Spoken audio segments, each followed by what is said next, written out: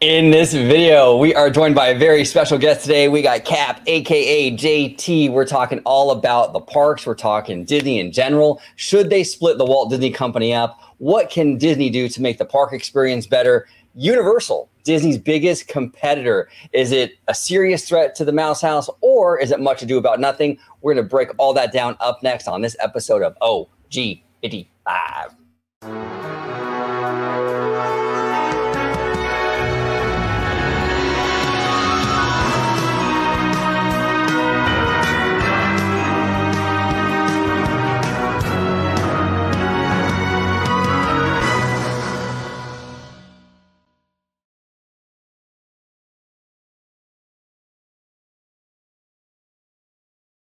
Welcome aboard, everybody, to another episode of OG55. We have a lot to talk about today, but before we dive into our festivities, I want to introduce Cap, aka JT, first time on the channel. Cap, welcome aboard, sir. It's a pleasure having you on. Yeah, this is great. I'm honored to be on the show. I'm actually kind of surprised that you invited me. I'm not really the biggest YouTuber out there, but it's cool to meet new people on this little sphere, and it's great. So thanks for having me. Yeah, absolutely. If you can kind of let the audience know kind of like what you do on YouTube and stuff, and you know, where they can find you so they can subscribe and all that. Yeah. So I currently now have a channel called Late Night with Cap. It is a kind of it was a weekly interview show where I interview someone from YouTube or someone like a gamer on Twitch or something like that. However, I'm pivoting to like more of a mystery-based type of show where I'm going to start having groups of people on the show to talk about, you know, aliens, Bigfoot, all the spooky stuff out in the world that get your hair to stand up on end. So it's gonna go more like that for the channel, because I've actually done a test. I did a little pivot where I posted what I call Cap's Mysteries, where I just do little short stories about mysteries around the world and in history, and those actually did really well. So I was going to go ahead and go on and keep doing that. So nice. The alien stuff, man. We did a video the other day, George and I, and our buddy Slimer, and about aliens, and that's a fascinating topic, and it's all over the news right now too. Like people are talking about the UFOs, you know, that Miami Mall situation where supposedly that was weird. Yeah. Right? So that's what I'm doing, and then I also do a movie review show with my buddy R2 the Icky and Beard of Liberty, where we review movies from the past over there, and that's after the weekend, so you can catch us live on Mondays while we're doing that. So there you go. Perfect. Yeah, well, welcome to the show, Cap, and everybody at home. I will be linking all his socials down below, so make sure you follow, make sure you subscribe, and show the gentleman some love. Yeah, that'd be great. That'd be fantastic. So I appreciate all you. Yeah, absolutely. And then we got George over here. We call him the Italiano. The Italiano. George, welcome back, sir. Thanks for having me. Always glad to be back, talk some shop, and yeah, it's always a great time. Yeah, if you could let everybody at home know where they could find you on social media, George. Absolutely. Except your OnlyFans, brother. You know the rules, man. Yes, I know the rules. you can find me. Sorry. You can find me on X, formerly known as Twitter, at Disney George. You could also find me on Instagram under the Disney Italiano. And of course, you'll find me here on my home base at Orange Grove 55 with Citrus Corner, with all that sweet, juicy, but sometimes sticky Disney news and info. There we go, fellas. All right, let's dive into our topics today. So first one on the books is, really, there's been a lot of talk about Disney lately, right? With these activist investors. I think it was the Blackwell Group that wants to split Disney up into 3 different parts, spin off what they call the real estate division, which I'm assuming would be the parks and what have you. But it's not even just the activist investors. It's even like the fan community. You know, I've had a lot of conversations and debates with friends on Twitter about this. And there's a real conversation out there. Like, is this something that Disney should do? Should they spin those parks off into different companies and maybe just pay licensing fees to said companies instead of owning everything in-house? It's an interesting idea. What do you think about that, Cap? I mean, would you be supportive of something like that, or do you think that's something that maybe Disney should kind of stay away from? I think it would be a good thing. It's kind of breaking it up, like not really breaking up the company, but it's kind of giving them different departments within the umbrella of Disney. That way, like, the person can focus, whoever's leading that department can really focus in on the parks, right? And I was always a fan of the parks before the movies, before the sports. When they took on ESPN and all that, I was always a fan of the parks, and that's where Disney kind of started, right? Was the parks. So they put a lot of their time and investment in there. And if you notice, if you go around the parks now, a lot of that has, because they're so involved in everything else, there's a lot of things that are ignored, or they're maybe not keeping up on, or they're not really listening to the person who buys the ticket, which is us. So I think if they did separate it, but at least maybe this is like, it's still under the umbrella, right? But I think it would still be okay. So yeah, that's interesting. I think when I think about splitting Disney up, I'm kind of like in two camps sort of at the same time. It's kind of weird. Like I have said many times on the channel, like if Disney wants to like sell off ABC or whatever, like that's not, in my opinion, that's not really something that like is a main, like that's not something that is like the DNA of the Walt Disney Company. They could sell that off, and they probably should. Maybe, I mean, linear TV is kind of struggling right now. Something like that I'd be fine with. If they want to come up with creative things around like ESPN and things like that, I'm for it. The parks thing makes me a little nervous because that is more of this, like you were saying, Kat, like the DNA, the heartbeat of the Walt Disney Company. So if they can do it in a way where, like you were saying, where we're still under the umbrella, maybe Disney still had some control. I was worried if similar to like Japan, right? Like, doesn't Japan or Tokyo Disney, isn't that like a licensed park? That's licensed. So Oriental Land Company, they build and run those parks, and they pay Disney licensing. They're doing fantastic work over there. Yeah. Have you seen the Captain Hook Bay area that they built over there? Like, where is that over here? I mean, I'm telling you, they have notorious. I mean, Japan has always crushed us in terms of the parks. Like in 2001, they were opening Disney Sea, and we got California Adventure 1.0. It was like laughable, the comparisons, But that's why I'm wondering if it was licensed and each park had their own, CEO or whatever. Then maybe they could do more of the things that they're wanting to do, not be so tied to what Disney, the upper ups, wants to say. We're making all these Marvel movies, so let's make a land, right? Because that land's going to be outdated within 10 or 15 years, right? So, like, why not have a person who really wants to make it succeed and keep it with what Disney wanted in the very beginning? Yeah, what's your take on that, George? In terms of like, I mean, where's your threat? Because everyone kind of has a different threshold, right? Because I'm totally open to like selling off like ABC and things like that, but I'm a little iffy on the park stuff. But like, where do you stand with it? Yeah, I'm okay with ABC. I'm okay with ESPN. Anything, that's kind of like side, not originally Disney. Basically, yeah. Anything like with the studio or the parks, yeah, I kind of get a little hesitant on because they tried to do the that hostile takeover where they were they were going to break everything up, and I just don't know how that would work. I do see Cap's point in the sense of where if you can get somebody in there, that would want to do something spectacular like they do over at Tokyo. I think we could still do that without breaking anything. I just think that we just have to get someone in there who, pardon my French, isn't a cheap ass. Yeah, right. You need somebody in there that can walk the walk and not just talk it. We need someone in there that's not just a pretty face that wants to showcase himself on Instagram. I'm sorry, Damaro. It is what it is. That's I have yet to see anything come out of him being chairman of the party. That's the other thing too. I do not like. We're just getting started. That's the other thing. I do not like when they forged everything together with parks and consumer products. I'm sorry. Like and they went into this.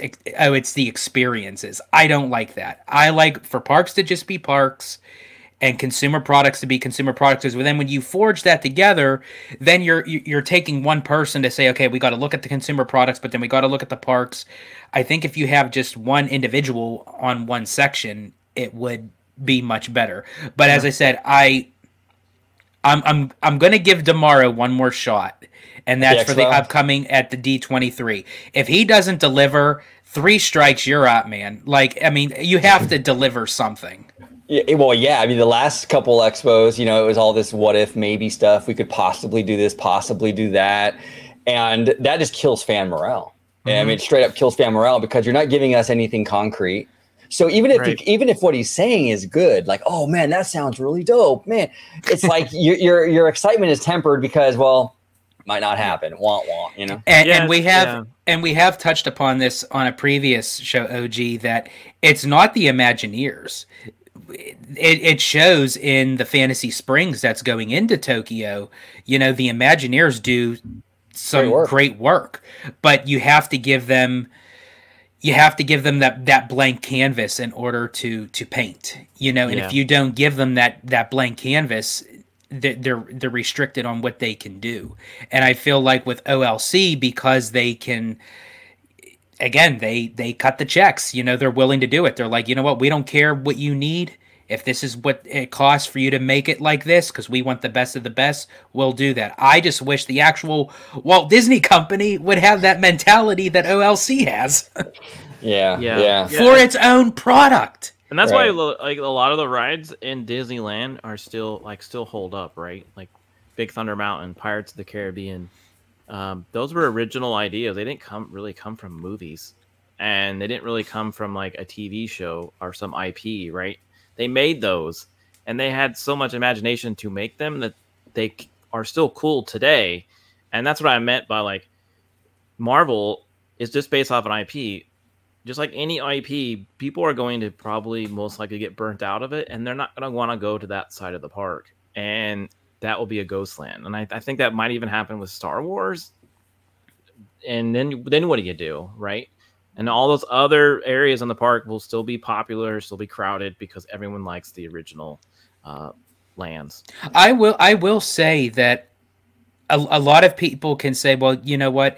If it's a non-IP, it's not going to be popular. You know, the IPs get the butts in the seats, so to speak, or in the parks through the turnstiles or what have you.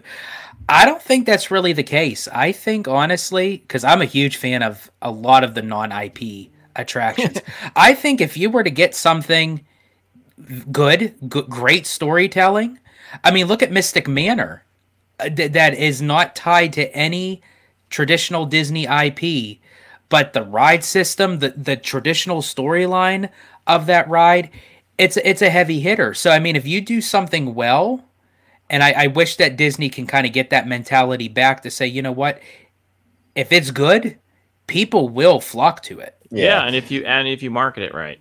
Exactly. Right. I think there's 2 issues right now preventing them from kind of doing the original attractions. I think the real elephant in the room is right now Disney is kind of not kind of, but they are in a financial rut. You know, they're trying to work their way out of that right now. So whenever you're in a financial rut, you take less risks, right? Like if you're having personal finance problems, you're not going to go to the casino and blow $1,000. You know what I'm saying? It's just that's just how things work. And right? That's why on the studio side, that's why they're releasing all the sequels, because they know it's a heavy hitter that they know, okay, it's going to make money. It's less risk. Yeah, exactly. There's a built-in audience there. So I think that's part of it. I also think Universal, they did a phenomenal job with Wizarding World, and that changed the industry, you know, and I think that really sort of, you know, the success of that has sort of also kind of pushed this movement, you know? Yeah, it seems like they had a lot of people who really cared to make that world within a world, right? So the Wizarding World over in Orlando is fantastic, and the people who were behind that made it really great. And I just don't think they got the same effort in Star Wars Land. I completely agree with you. Well, and the thing too with that is like, okay, for example, right? That you bring up a great point, Cap. It's like they try to emulate, they try to kind of mimic the same like kind of, you know, thing. And I understand. My issue is like, for example, the butterbeer, right? Butterbeer is like it's butter and it's beer. Like how do you not love that? It's like it's like handing you success, right? Yeah. Right. But then you have something like Blue Milk, okay, which works I think great in the movies. But when you're at a theme park on a hot day, I don't know, milk. I know it's technically not. It tastes more like a slushy, like a fruit slushy. And that had a lot of negative things in the movie too. A lot of people didn't like the blue milk.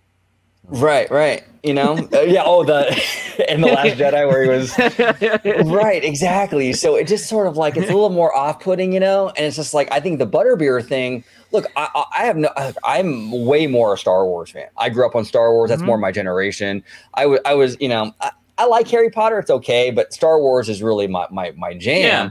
But when it comes to like, look, if you were to hand me just be careful, OG, because you know if they continue to do the sequels of Harry Potter, they may want someone to play Harry in his later years. You never know; you might get that call. Got the glasses. Right? Well, yeah, exactly. I mean, you don't have the dragon, something comparable to the dragon in over there in Orlando that you have in Star Wars. Like you don't have a fire-breathing dragon. That is probably the coolest thing about that park over there, and you don't have anything like that over there in that side of the park. I always compare Galaxy's Edge to an empty boiling pot with no meat and potatoes in it.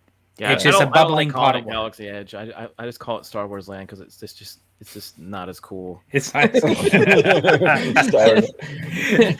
That it needs life. It needs to show that it's a living, breathing planet. They need aliens. They need critters. They need droids. They need stuff happening. They need music. They need shows. They need a sit down restaurant, for God's sake. Like they need something. Well, yeah, that would be cool. And I'm sure you know Rogue Attraction. He says this all the time. Like they don't they try to fit it into one like timeline, right? And he always says, he's like, JT, if they just like had like sections of the day where you're in the timeline of Luke Skywalker and Luke Skywalker shows up and Darth Vader shows, all this cool stuff shows up, people would like that. But then maybe you switch it and then it goes to the prequels timeline and you see Anakin walking around, right? Or you see other things happening because it's this that world's supposed to be in the Star Wars universe. Right. Maybe it was there the whole time and we just don't know it. And they didn't. They so focused on the modern day Star Wars where everyone already had a bad taste in their mouth about it, and they didn't really try to like space it out a little. I was hoping that we were going to get like a Hoth type of area where it was going to be cold and you're going to, like he said, eating in an igloo somewhere. I thought that was going to be a thing, and that never happened. So I personally feel like that they should have done, and again, Disney, you know, they're big, you know, on doing two, you know, but I would have loved for Disneyland to get a planet of a Star Wars land, right? While Disney World get a planet completely different, so you get two different immersive experiences, but kind of have this somewhat of a storyline, kind of tie the two planets together. Star Wars. Yeah, exactly. It's like, but I just have this thing where I just don't understand, because I absolutely loved Star Wars weekends over at MGM at the time when it was MGM to Hollywood Studios, and they just had all the characters together. They didn't care like what time era it was in. They just threw it right out the door. They had the Fab Five dressed as their favorite Star Wars characters. It was great. And then when they made the announcement of a Star Wars land, I thought, oh man, this is gonna like really like rival Wizarding World. And it's like, now here we are 5 years later, and it's the least land that I spend time in, unfortunately. Yeah, and the thing too with the Galaxy's Edge is kind of frustrating because I thought it was actually kind of smart to create their own planet because it gives them flexibility in the real world in terms of like, okay, you know, we can design the land or the planet to work for theme park guests in the real world, right? Where if you do a Tatooine, you can't have trees and things like that. There's problems with recreating stuff, right? So I think it was smart they created their own planet. But the issue that's frustrating is that now they create their own planet, which gives them all this flexibility. Like you were saying, Cap, you could have had, original trilogy characters and prequel characters, all this in there because this planet is not tied to any timeline. And then they gave it a timeline. And they gave it one. And you didn't have to do that. You could have had, like you said, you could have had Anakin Skywalker walking through that land. I wanted Ewoks walking around. Exactly. Ewoks walking around serving you drinks. Great. little fur balls walking around. That would have been fantastic. I wanted it complete. I wanted it so effed up that I wanted Anakin Skywalker coming out, and then there's Vader, and they're just facing like right next to each other. People would think they're on freaking acid. Like it was like, Whoa. it's like how there's Anakin, there's Darth Vader. It's like not maybe like at the same time, but like at once Anakin goes in, then you can bring Vader out. Do how Disney does best, like with the character rotations. One area that I always liked that I thought they did a very good job, and it gave me hope for when they started talking about we're going to create this Star Wars area, was cars. That Cars line over there in Disneyland is one of the best little areas that I know of. Yeah. Oh, it's beautiful. Yeah, and I was so thrilled about that. I'm like, man, like, are they going to put the same effort over there to Galaxy's Edge? And I don't think we got the same thing. No, well, I think aesthetically, I think Galaxy's Edge works. I think aesthetically it looks beautiful, but I think it looks cool. But I think the problem is, like you were saying, George, it's kind of empty, right? Like, so it's kind of like having a massive, beautiful, $6 million home, but there's no furniture. There's nothing on the walls.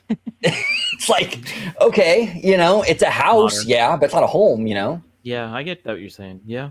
Yeah, Cars Land, I think, is one of the greatest achievements Walt Disney Imagineering ever done. I mean, it literally looks like it went from the screen to literally real life, and then especially at night with all the neon lights and they play the music in the background. Yeah. It's fantastic, and I don't think you got that really with Galaxy's Edge. So no, yeah, Cars Land exudes personality. Like you said, you got the music, and then the when the sun goes down, the light show, they turn on all the lights on the street, and it's charming, and you just don't get that same thing over at Galaxy's Edge. And we were supposed to get those giant banthas that were going to walk through the land and stuff, and that would have been really cool, Yeah, they phoned it in. Let's just put it that way. Yeah. Well, now Universal's doing big things. They're building Epic Universe down the road over there in Florida. I'm excited for this park. This thing is going to be amazing. Third park. Well, actually third, and then they have a water park too. So they're expanding their footprint quite a bit. Go ahead, George. So Cap, what you're saying is that this park is going to be epic. Yeah, we had a few people over. We had a Saturday live show over after the weekend. We wanted to really talk about this park. Because of some of the cool stuff they're going to try to do over there. We had Rogue Attraction on there with us, and I think a couple other park channels, and our theme park casual and Berry Place 28. So we had them on, and we were like, this is gonna blow Disney out of the water. Like, people are not going to go. The super fans will go to Disney over there, but the families and they're just going on their vacation. They're going to go to Epic. Because of Super Mario Land, they're going to go to the How to Train Your Dragon World. I think is going to be super fun. I'm excited for that one. It just looks beautiful. So, yeah, no, absolutely. No, there's a lot going on in that park where I think it'll be. I think it'll be very. Look, the Mario thing was like sheer genius for Universal to partner with Nintendo. Nintendo is the hottest thing right now. That's going to be just bags of money for them. Yeah. But even that hotel looks amazing. The hotel that they're going to build up there, Epic Universe. Yeah, they got two. They got the Helios, which is more like the luxury in-park one, right? And then they got the Nova one. I'm not sure exactly what. AKA the Candy Crush. And the tile one, right? Exactly. Yeah. Exactly. Now, Cap, I want to ask you. So, okay, you kind of touched upon it, but like, what do you think when this park opens, right? What do you think the impact it's going to be? It's going to have on. It probably won't have much impact on the parks out here in California, but out there in Florida, at least, I'm sure it will have some impact. I mean, what do you think it'll do to the Orlando market? I mean, I'm the casual theme parker, right? I'll go where what looks fun, and I'll spend my money there. And they seem to make that park easy to get to from the other two as well, according to people I know that live in Orlando. And I would spend my money if I were to pick with someone. Hey, you're gonna go here or here, Epic or Walt Disney World. I would pick Epic. I would pick all three parks. If I was gonna spend like a week or 7 days in Orlando, as based of what I've seen so far and experienced in the past with Universal, I would go to the Universal parks. Now, Cap, let me ask you this, because you mentioned before you could see the diehard Disney fans going to Disney, and then you would see like the typical families going to Epic. Now, the track record of how Universal makes a lot of their rides, not all of them, but majority of them are thrill rides or roller coasters. Do you see it being more of the families that have older children or teenagers as opposed to like the younger kids that may not be able to ride those yet? I don't know. I think this Epic, based on the pictures that we've seen online, everything's, it's a mock-up. You never really know what you're going to get at the end. But based on what I've seen so far, I think even the young ones are going to have fun over there in Epic because of how you train your dragon, and even the Mario World. I think even has some kid elements to it that I've heard.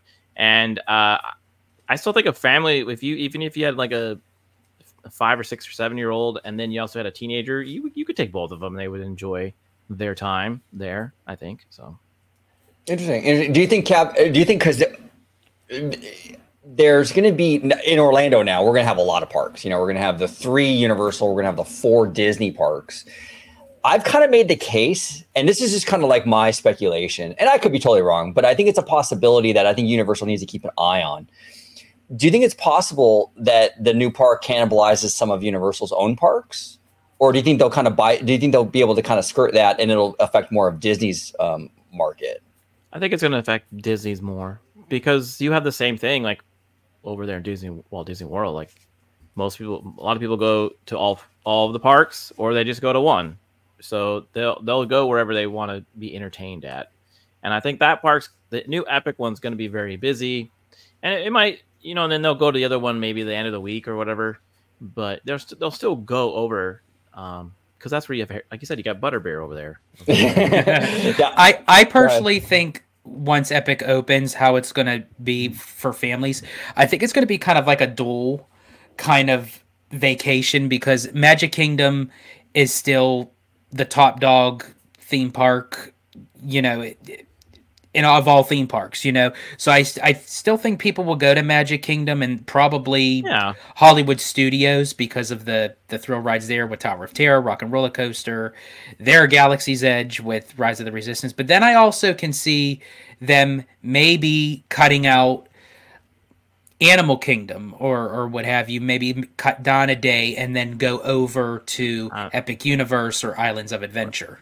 I don't think they're both. I don't think either one of them is not going to hurt. They're going to still make money. It's just the crowds are going to be fleshed out more, and they won't be as busy in certain spots, which maybe will help with like ride times and wait times and that kind of stuff. But which even before Epic, I actually started seeing that even a couple years ago, where I would be at a Disney hotel and I'd see people walking in with Wizarding World bags, and then I would be at Cabana Bay over at Universal, and I'd see them walking with it's Disney up to the bags. family, right? Yeah. So like this just gives them more options, but I have a feeling Epic's going to be the park for a little bit. So it's interesting, Cap. Like when I heard the announcement of Epic Universe, right? I was like, okay, the Nintendo Land for sure, But the more I'm seeing of Epic Universe, I'm actually the Dark Universe stuff is creeping its way up. Like, that looks fun too. Yeah, that would be my jam. I would like to go check that place out. That would be fun. Yeah. Do you follow Bio Reconstruct on Twitter, Cap? That account? I guess he's like a pilot, like a helicopter pilot or something, right? Right, George? Yeah. And he does aerial shots of like theme parks. So he's been like kind of like documenting, taking pictures of like the construction progress over at Epic Universe. Yeah, there's a website that I found the other day that you can go and look and see all the construction going on there. Yeah, it's pretty cool. It looks pretty cool, and that Dark Universe, that entry portal with all the. I thought that was a unique idea. Like so the way it's described to me is that you go in and you go out in the one spot. You know how in Disneyland you can like sneak around the back of like Thunder Mountain and get over to Fantasyland. I liked how they could if you want to go to this park, you got to go through here and you hang out here and then you go back through the tunnel. I think that was a kind of a genius idea to keep you over there, not kind of like I'm going to take a shortcut through the park and ignore all this, right? And I think that was a good. I think that's going to be a good plan. The whole portal entering, coming, and out. Well, and it's great. It's great theme design in terms of like, because each land that you walk into, you're going to get that impact. You go through the tunnel and that reveal, right? And I also heard that and I think Rogue told me this, that you're going to be able to say you're just there in the free area, right? We're all kind of like the cityscape area where you go in, and then say you just want to go to the Mario Land for 10 out like that day, and you don't want to go to all you don't want to pay for the rest. You can't really do that at Walt Disney World. You can't say, I just want to go to Adventureland and only pay for that price, right? The rumor is that you're going to be able to do that in Epic, and I think that's fantastic. So like if you're living in Orlando and you're like, I just want to go check out, How to Train Your Dragon, you could, and you don't have to pay the huge price of the whole park. I think that's a great idea. Yeah, you're right. True. Yeah, you're right. The rumor is that it's going to be a unique kind of experience with that, like where the main spine, so to speak, of Epic Universe is going to be like what you were saying, kind of like that free, like city walk sort of thing, right? And then the lands. And the other thing too is like the way the lands are, where you enter in and out through one portal. From what I'm hearing is that Universal wants to have after hours events or even during park hour events, and it gives them an easier time of kind of shutting down. Like, let's say, for example, they want to do like a Halloween event in Dark Universe. Yeah. Right. They can shut down just that one land and the rest of the park can be open because it's so isolated. Or if you're a major corporation and you want to buy or you want to rent the land, you possibly could. So absolutely. Like a convention or something. Absolutely. Absolutely. Yeah, George and I, we're trying to get down there in 2025. We'll see, right? Yeah, we're that's the plan. Yeah, I would love to see it when it first opens. I mean, we don't really get to Orlando too often, but sometimes I do travel there for work. So maybe we can get to do that. I think it'd be great to see that land. I will say for the portals, it definitely can help with the crowd control. With the flow of the guests, because as you had mentioned, Cap, that you can't segue into one section into another where you have a two-way. Sorry about my dog. Oh, it's all good. Where you can have like a two-way going into each land, you actually have to exit one to be able to go into the next. So yeah, I think that would definitely help with crowd control. Yeah, I think that'd be great. I think it's a good idea, because how many times, OG, have you gone through Adventureland to just get over to the Pirates of the Caribbean because you don't want to go around because there's a parade or something? Oh, absolutely. Absolutely. And then over at California Adventure, I do the same thing with Avengers Campus all the time. Right. It's, you just kind of go from the main corridor over to Hollywoodland. And then you ignore all that. And it's like, they don't want you to ignore all that. They want you to stay over there. Yeah. Yeah, sorry, absolutely. She's got her squeaky toy here. Oh, hey, we're dog people. I got two little dogs at home too, so.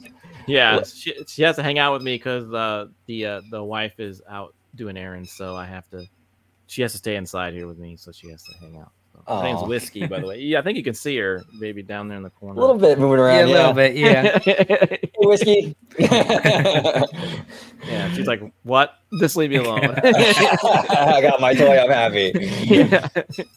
Now, Cap, what do you think in terms of Disney, right? Because there's been a lot of Disney's been ever since these parks reopened after the pandy. Disney's been kind of going through it in terms of like guests complaining, like with the reservation system and then their new Genie Plus Lightning Lane stuff. Like, in your opinion, like what could Disney do to sort of like clean this up and kind of improve the guest experience? Like, well, what can they do where they can still make money, right? But like they're doing it in a way where it's not kind of pissing off, guests. Actually listening to the guests. Yeah. what an idea, huh? Imagine that. You'll be amazed if you actually do sit down for 20 minutes, not even 20 minutes with your customers, and you ask them, hey, how am I doing? You'll be amazed on what they will say to you. They will tell you, this is what you're doing good, but you know what? You can do even greater if you did X. And I think Disney is not doing that. I think Disney is just saying, look, we're going to make this new app and you're going to use it and it's going to be fantastic and deal with it. And it's going to not work. Then it doesn't work. And you have other issues. But it doesn't seem like they actually ask the customer, do you want a new app? Do you want to start using this? Should we make this app for you? If we do make the app, how would it be helpful for you? I don't think they did that, just based off what I've seen. So, yeah. And with their Genie Plus stuff, Actually, I think they should kind of go the Universal route. We talked about this a lot, right, George? Mm-hmm. Because it's in that perfect sweet spot right now. It's like $30 or something like that. Mm-hmm. It's like it sounds crazy, but it's too affordable. Because so when you have a skip the line service, and pretty much everyone can afford it, well, it's no longer it's not a great service because everyone's in the skip the line. You know? I remember when fast passes were free and you had to like run to the kiosk to get your little paper ticket. Those were the days. Those were the days. Those were absolutely the days. Yeah. And now that they monetize that whole service, they're never going back to that. No. You know, it's always going to be a paid thing. But Universal, what they do is they charge like a lot more. They charge like, I think, a couple $100 or something close to that, which sucks paying that, obviously. I mean, it's more money, but because it's more money, there's more of that barrier to entry. So there's less people in that line when you do it. So it is more of a VIP. A little bit more flexible. There's not like a locked and set times that you have to do it as well. So yeah, absolutely. What do you think, George? What could they do? What could they do to help the guest experience? Yeah, I feel like I do agree with Cap. I think they do need to listen to the guests more because especially, I've said this many times before, and what the hell, I'll say it again. The fact that they took Magical Express out of Orlando International to get to and from the resort. I heard about that. That's wild. Like that was Disney's portal to literally get the guests from the airport to the resort. Why would you get rid of that? I don't understand. Or if it had to go away at the time, but the fact that nothing has replaced it yet is beyond me. And I know that for a fact Disney cannot say, oh, that was part of the guest survey, because I guarantee you not one guest would ever agree to that notion of giving up Magical Express. And the same goes with Genie Plus. The same goes with these park reservations. I feel like Disney meant it to be for one thing, but it's being utilized for everything but just that one thing. Right. And I feel like it's restricting people and discouraging them from wanting to experience it. Well, George, you literally have a friend. Like Cap, he has a friend. Mm-hmm. We won't say her name because we don't know if she wants her name out there. But like, she had this issue. Like she's not a big Disney person. She's not like us. Like we're like diehards. You know what I'm saying? She's a normie for sure. But go ahead, George. You go ahead and explain what happened to her. So we were talking, and she was in the California area, and she said, "Oh, I'm going to Disneyland tomorrow." And I said, "Did you get your park ticket and make your park reservation?" And she said, "Not yet." And I'm like, and this was a Friday night, so she was going on a Saturday, and I'm like, oh boy. And I said, "Let me check the website for you." It was completely booked out for annual pass holders or Magic Key holders for Disneyland. Single day tickets, park hopper tickets, everything was booked out with the reservations. I messaged her back. I said, "I hate to tell you this." I said, "There's no openings for tomorrow." So she ended up going to Knott's Berry Farm for the day because she couldn't get in, and they're going to try at a later date to go to Disneyland. It's money on the table. You could have had her and all her friends, whoever was going with her. You could have had all that money, Disney, and you know what I'm saying. And that's a problem. That's a huge problem. And Disney's mentally married. They love the reservation system because they know exactly how many people will be in the park at any given day, and they can staff the park accordingly. So there's not one cast member more than they actually need. You know what I'm saying? They're prepared completely for it. And I understand from a business perspective how that's very attractive. But a lot of places started doing that, not just theme parks, but museums and little areas in like major cities where you just would be able to walk up and buy a ticket for something and walk in. Now you have to like buy it online, and you go, look, I'm going to show up at 2:00. Right? A lot of people, a lot of companies, a lot of things have started doing that right after COVID. But I also have noticed a lot of them have stopped doing it because people are getting frustrated where they're like, hey, let's just go to, this museum for the day. And they walk up and they can't buy a ticket. And it's very frustrating to them. And I think a lot of people are going to change. Maybe Disney, I don't know. They like you said, they're very, once they do something, they don't really revert back. I'm sorry, I would have drew the line that if I'm out in public and I would need a reservation to go in and take a piss, I'm sorry, like that is like a reservation to go into a public bathroom. Like that would be, oh my gosh. Oh yeah. Well, out here in California, we during the pandy and stuff, it was almost to that point, George. So Yeah. almost. What do you do? You know, this is crazy. Yeah, they did that. They did that in Arizona, and a few places in Arizona too, where you had to like the zoo, like the Phoenix Zoo. It's a very large zoo. You had to like tell them, "We're coming to the zoo. Here we come at 10 a.m. between 10 a.m. and 11." You know, it's like you can't pee at 1. You can't pee at 1 p.m., but you could pee at 2. Yeah, we have an opening at 2. There were people who showed up not knowing that, and they would be like, you can't come until like 4," and they're like, "What? Well, I drove all the way over here." Like, so yeah, I mean, a lot of people I think some companies stopped doing that, but I don't see Disney not changing. They don't like to do that because that admits they're wrong, right? Well, yeah, that's true. And even actually I went last April, actually, I went to the Walt Disney Family Museum, which is an amazing experience for any Disney fan. It's incredible. I don't think that's not owned by the company though, right, George? I think correct. It's owned just by the family. By the family, okay. Yeah. Which it's a beautiful experience, Cap. I mean, it really was amazing. But they're even doing the stupid reservations. When you buy your ticket, it gives you a time to show up. They're still doing that? That's wild. Yep, and that was just last April, almost a year ago, and they were still doing that. I think the Dallas Zoo is also doing that now, still, by the way. It's crazy. It's even crazy. In Texas, yeah. Mm-hmm. Oh my gosh. Well, Cap, it was a pleasure having you on. First time on the channel. Hopefully we can get you back on here soon again and talk some shop again. It was fun, dude. This has been fun. Nice meeting you, George. This is great. This is absolutely. I've heard of Orange Grove 55, but I finally get to hang out with you. That's great. So absolutely. It was a pleasure having you on. And Cap, if you could just remind everybody where they can find you on social media. Yeah, so you can follow me on x.com at jgun09. That's where I post all kinds of crazy stuff over there on X, all the silliness that happens over there. But you can also find me on my YouTube channel, Late Night with Cap. And again, I think starting in March, we're gonna start really getting into the mystery and the lores of all kinds of unsolved cryptids and things like that. I think this month we're gonna cover on my channel leprechauns. You know, since it's March. So nice. Yeah. Check them out. Links in the description. Make sure you follow on X and subscribe on YouTube. Yeah. Oh yeah, and your movie ended there, George.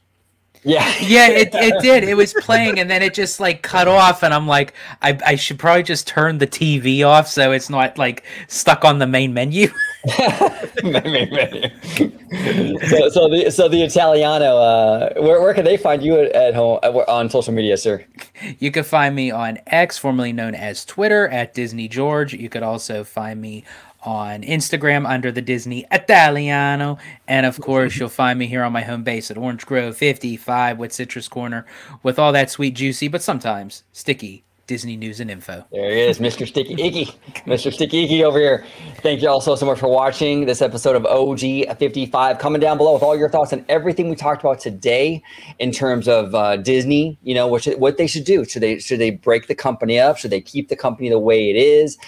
Epic Universe, Universal, the competition factor, Galaxy's Edge, everything we talked about. We would love to hear your comments down below. And as always, have a wonderful, wonderful day. Bye-bye, everybody. 세상은 누구에게나 공평하게 추악해.